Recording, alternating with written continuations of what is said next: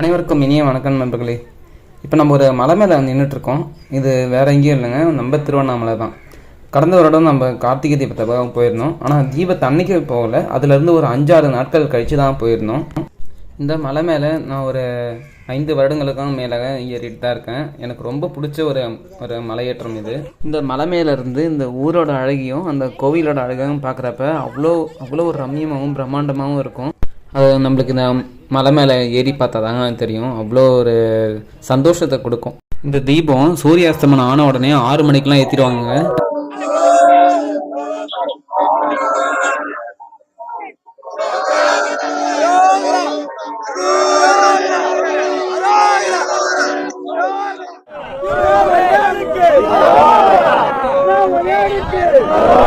மிக்க மலையில் எனக்கு சுவாரஸ்யமான சில விஷயங்கள்லாம் நடந்திருக்கு. அதை பற்றி உங்களுக்கு பகிர்ந்துக்கிறேன்.